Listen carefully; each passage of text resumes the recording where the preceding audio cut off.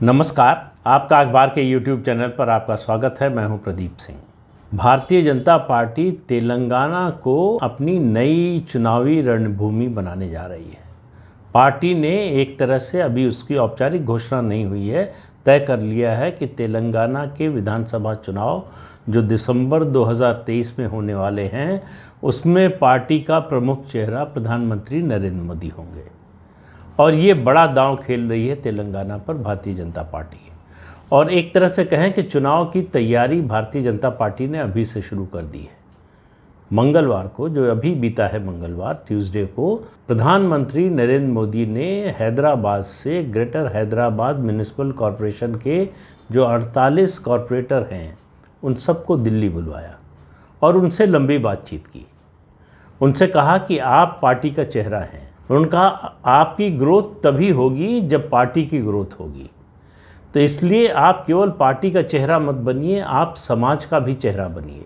लोगों को अगर परेशानी हो, दिक्कत हो, किसी संकट में हो, तो सबसे पहले उनको आपके पास आना चाहिए। ऐसी आपकी छवि बननी चाहिए। उनका ये पार्टी वंशवादी पार्टी नहीं है, इसलिए यहाँ बढ़ने की गुंजाइश बहुत है। उन्होंने सीधे सीधे कहा नहीं, लेकिन इशारा था बांदी संजय कुमार की तरफ, जो इस समय प्रदेश अध्यक्ष हैं, जिनको 2014 से पहले कोई जानता नहीं था। कॉरपोरेटर थे, कॉरपोरेटर से प्रदेश अध्यक्ष, और इस समय तेलंगाना में भाजपा के सबसे लोकप्रिय नेता हैं। अभी उनकी जो प्रजा संग्राम यात्रा हुई है कई हज़ार किलोमीटर की, और उसके समापन पर जो सभा हुई, रैली हुई, बहुत विशाल रैली हुई, जिसमें केंद्रीय गृह मंत्री अमित शाह जिसको संबोधित करने के लिए गए। और ख़ास तौर से यात्रा का जो रास्ता था, ज़्यादातर रूरल या ग्रामीण इलाकों से था।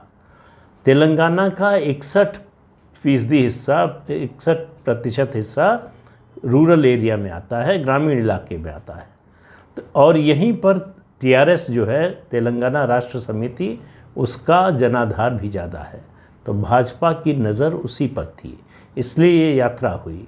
इसीलिए भाजपा के जो कार्यक्रम हो रहे हैं, उनमें इस बात का ध्यान रखा जा रहा है ग्रामीण क्षेत्रों पर जोर रहे। तो इन कॉरपोरेटर्स से प्रधानमंत्री ने कहा कि आप केंद्र सरकार की योजनाओं को लोगों तक पहुंचाइए। इसका फ़ायदा विधानसभा और लोकसभा दोनों चुनावों में होगा। लोगों को बताइए कि किस तरह से पार्टी जो है, केंद्र सरकार लोगों के भले के लिए काम कर रही है, लोगों के विकास के लिए काम कर रही है, उनका जीवन स्तर सुधारने के लिए काम कर रही है। और 2 और 3 जुलाई, 2 और 3 जुलाई, 2 दिन की राष्ट्रीय कार्यकारिणी की, नेशनल एग्जीक्यूटिव की बैठक होने जा रही है बीजेपी की हैदराबाद में। जहां बैठक होगी, वेन्यू का नाम भाग्यनगर रखा गया। आपको मालूम होगा, बीजेपी चाहती है कि हैदराबाद का नाम बदलकर भाग्यनगर कर दिया जाए। तो भाग्यनगर जो है वो अधिवेशन स्थल होगा भारतीय जनता पार्टी का। तो इससे आप समझ लीजिए, चुनाव इसी साल दिसंबर में हिमाचल और गुजरात में भी है। चुनाव 2023 में राजस्थान और छत्तीसगढ़ और मध्य प्रदेश में भी है।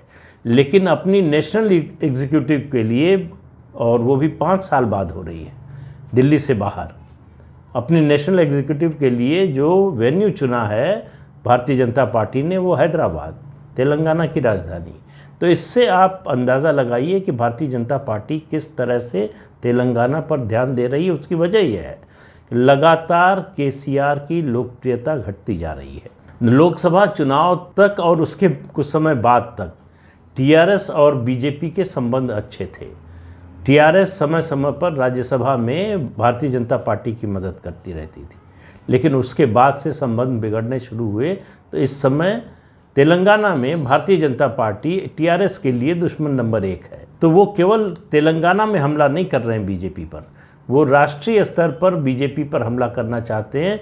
मोदी के खिलाफ एक गठबंधन तैयार करना चाहते हैं विपक्षी दलों का।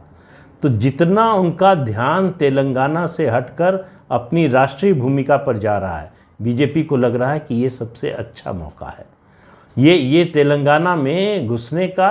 बीजेपी की अभी विधानसभा में स्थिति भले ही कुछ न हो, उसकी 4 लोकसभा की सीटें हैं 17 में से, और जिस तरह से पिछले 2 साल में 2 विधानसभा सीटों के उपचुनाव हुए हैं, दोनों बीजेपी ने जीते हैं। और ख़ास तौर से हुजूराबाद की सीट जीतना बीजेपी के लिए बड़ी प्रतिष्ठा का सवाल था, और उससे ज़्यादा प्रतिष्ठा का सवाल टीआरएस और के चंद्रशेखर राव के लिए था, क्योंकि उनके साथ रहे हुए इटाला राजेंद्र जो है वो उनका साथ छोड़कर, पार्टी छोड़कर भाजपा में शामिल हुए और भाजपा में शामिल होकर भाजपा के टिकट पर चुनाव लड़े और टीआरएस के उम्मीदवार को 23,000 वोट से हराया, 23,000 वोट से। तो इससे बीजेपी को लग रहा है कि तेलंगाना में परिस्थितियां बदल रही हैं, टीआरएस लगातार अलोकप्रिय हो रही है, पैडी की खरीद के मुद्दे को लगातार कोशिश कर रहे हैं केसीआर कि इसको केंद्र के जिम्मे डाला जाए, केंद्र के सर पर इसका ठीकरा फोड़ा जाए, लेकिन लोग इससे संतुष्ट नहीं हैं। उनको लग रहा है राज्य सरकार को जितना पैडी ग्रोअर्स को, धान के किसानों की मदद करनी चाहिए थी, नहीं कर पाई है। दूसरा, मैंने पिछले वीडियो में जिस तरह से बताया था, संसाधनों की कमी, पैसे की कमी, राज्य की जो आर्थिक स्थिति है, वित्तीय स्थिति है, बहुत अच्छी नहीं है और सरकार जो एक्स्ट्रा बोरोइंग करना चाहती थी, कर्ज लेना चाहती थी, उस पर आरबीआई ने रोक लगा दी है। इन सब के मद्देनज़र टीआरएस बड़ी मुश्किल में है, बड़े संकट में है। लेकिन के चंद्रशेखर राव को लगता है कि अगर वो राष्ट्रीय स्तर पर बीजेपी पर दबाव डालने में कामयाब होंगे तो उसका उनको फ़ायदा तेलंगाना में होगा, जो मुझे कम से कम लगता है और बहुत से राजनीतिक विश्लेषकों को लगता है कि ये गलत स्ट्रेटेजी है। पहले आपको अपना घर, जहां आपकी ताकत है, उसे मजबूत करना चाहिए। विधानसभा चुनाव के लिए टीआरएस ने हायर किया है प्रशांत किशोर की सर्विसेज को, लेकिन चंद्रशेखर राव के बेटे केटीआर का कहना है कि कोई भी ऐसी एजेंसी केवल मदद कर सकती है, वो चुनाव नहीं जिता सकती। इस बात का अगर एहसास है टीआरएस को तो ये अच्छा संकेत है टीआरएस की दृष्टि से देखें तो। प्रधानमंत्री ने इन कॉरपोरेटर्स से कहा कि आपका सारा ध्यान अपना बूथ जिताने पर होना चाहिए। बूथ जीतेंगे हम तो चुनाव जीतेंगे हम। तो इसलिए जो है सबसे महत्वपूर्ण इकाई है चुनावी राजनीति में, वो है पोलिंग बूथ। उसको मजबूत करना चाहिए। पोलिंग बूथ को लेकर भारतीय जनता पार्टी का नारा है, मेरा बूथ सबसे मजबूत। उसमें जो है व्यवस्था ये है कि उस पोलिंग बूथ के लिए कुछ पोलिंग बूथ एजेंट नियुक्त किए जाएं जो पूरे समय काम करें और उस पोलिंग बूथ पर जितने वोटर हैं उनसे समय समय पर संपर्क करते रहें। उनकी कोई ज़रूरत है, उनका कोई छोटा मोटा काम है, अगर करा सकते हैं तो कराएं, नहीं तो किसी तरह की मदद कर सकते हैं, कहीं लेकर जा सकते हैं तो लेकर जाएं। इस तरह से लगातार उनके संपर्क में रहें जिससे चुनाव के समय उनको याद रहे। उसके अलावा किसी संकट में, किसी मुसीबत में, किसी ज़रूरत में वो अगर इन बूथ एजेंट्स को याद करते हैं तो उससे पार्टी का जुड़ाव बढ़ता है। ये पार्टी की स्ट्रेटजी है, ये कई राज्यों में कामयाब हुई। लेकिन अभी पार्टी की जो स्ट्रेटजी है, ये अभी तक लग रहा था कि पार्टी शायद विधानसभा चुनाव में बांदी संजय कुमार को भावी मुख्यमंत्री के रूप में प्रोजेक्ट करेगी। लेकिन पार्टी ने अब ये फैसला किया है कि बांदी संजय कुमार की लोकप्रियता भले बढ़ी हो, उनका कद बढ़ा है, उनका जनाधार बढ़ा है, लेकिन अगर के चंद्रशेखर राव के सामने उनको उतारा जाएगा तो शायद वो कमज़ोर पड़ेंगे। तो इसलिए चुनाव में, विधानसभा चुनाव में, उसके बाद लोकसभा चुनाव तो है ही, विधानसभा चुनाव में प्रधानमंत्री नरेंद्र मोदी के चेहरे पर भारतीय जनता पार्टी तेलंगाना का चुनाव लड़ेगी। ये लगभग निश्चित सा लग रहा है।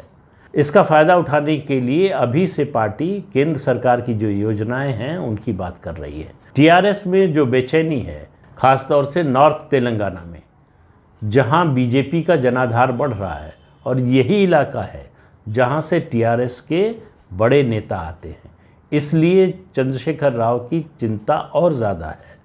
उनको लग रहा है कि अगर इस इलाके में बीजेपी घुसी, मजबूत हुई, तो बाकी इलाकों में उसको फ़ायदा मिलेगा।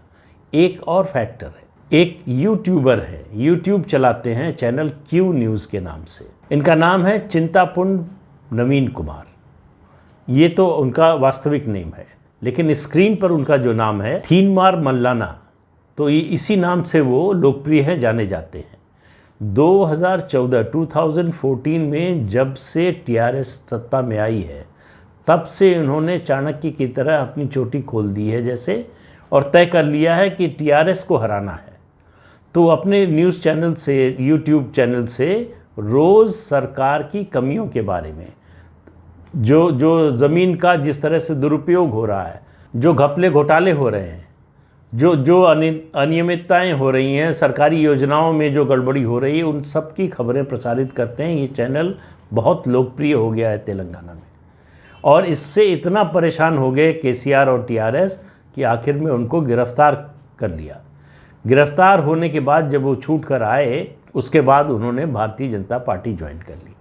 बहुत से लोगों को ये बात, उनके जो प्रशंसक हैं, उनके जो फॉलोअर हैं, उनमें से बहुत से लोगों को ये बात पसंद नहीं आई, लेकिन उन्होंने कहा कि ये एक स्ट्रेटजी के तहत उन्होंने किया है और वो भारतीय जनता पार्टी के लिए काम कर रहे हैं।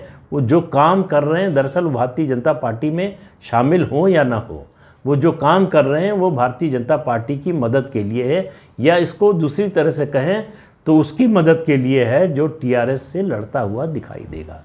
उसका फ़ायदा सीधे उस पार्टी को मिलेगा जो टीआरएस के मुकाबले खड़ी नज़र आएगी, टीआरएस को हरा सकने की क्षमता जिसमें दिखेगी, और इस समय भारतीय जनता पार्टी में वो क्षमता नज़र आ रही है। कांग्रेस भी वहाँ खड़ा होने की कोशिश कर रही है। वहाँ कांग्रेस ने जो प्रदेश अध्यक्ष बनाया है वो तेलुगु देशम से आए हुए हैं।